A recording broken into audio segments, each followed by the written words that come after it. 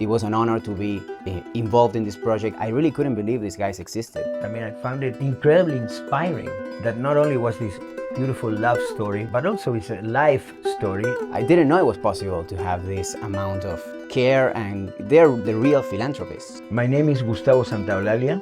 And my name is Juan Luqui. And we score the music for Wildlife.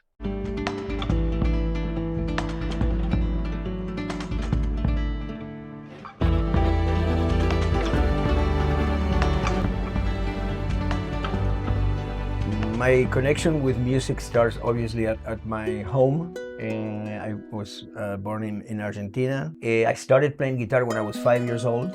By the time I was 10, my teacher quit on me. She said to my mom, his ear is stronger than my music. And she walked away. And that's exactly when I started writing my first little things. I started playing the guitar when I was 6 years old after a severe accident in my arm. It was kind of therapeutic. I started doing my own bands when I was 9 or 10, and by the age of 12 I went into the conservatory, and that's when I got hooked to composition. I've always loved music that is very subtle and expansive and that tells a story. That's when I started to connect music to the visual aspect, and that's when I realized that music and film was so important for me and that I loved expressing emotions. I signed my first recording deal at the age of 17 with RCA, and I started as an artist and as a producer. My band was called Arcoiris, and by the time I was 20, the band was very popular in Argentina, and we were the first group that actually mixed Latin American folk rhythms and timbers with rock, and soul and R&B and that stuff, a mixture of all that. Everybody knows Gustavo in Argentina.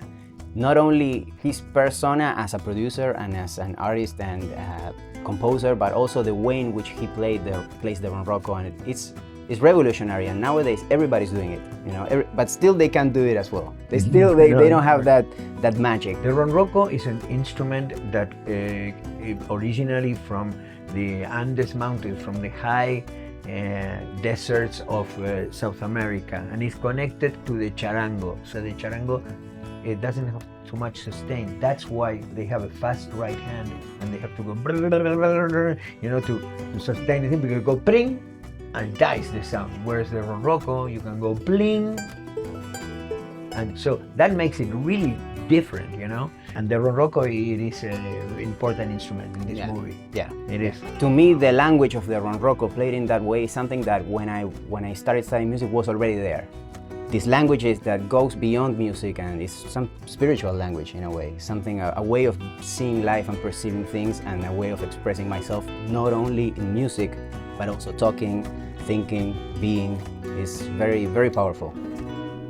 I can feel extremely young. I feel like a kid. I worked very hard to keep that kid inside of me, And I think that Juan sometimes is really an old man.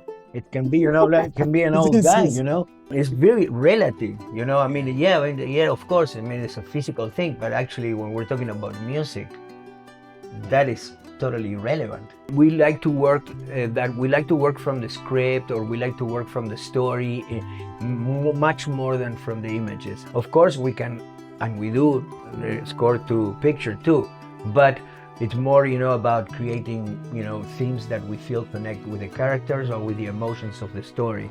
In this case, I would say it was very natural because it was that connection with the folk music. The sound of this score is based on our identity, on our native sounds of the South.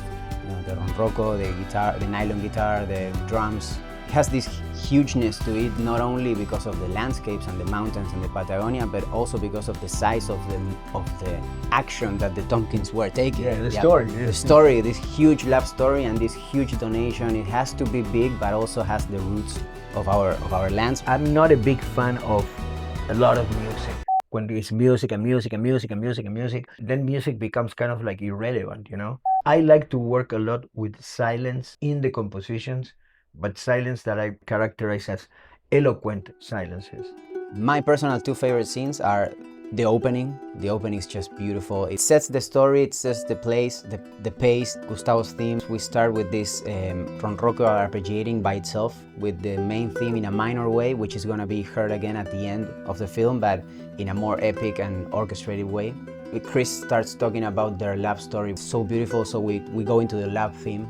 And still with the ronroco, but now on a second plane, we hear some strings, we hear some guitars playing on top of that. And then the documentary goes somewhere else. In 5 minutes, we change 3 rhythms and we do variations of those themes in various different ways and with different instruments. So it was such a fun piece to work on, to be able to change and still keep the essence of it. And in a way, it's like the blueprint of what you're going to hear in the rest of the movie. And then the moment when the dog actually dies, when that is, in that moment we had the option to take our time with the music. There it was space for the music to really take you on the emotional journey. The end, for me, conveys the gratification that after anything going through, there's hope.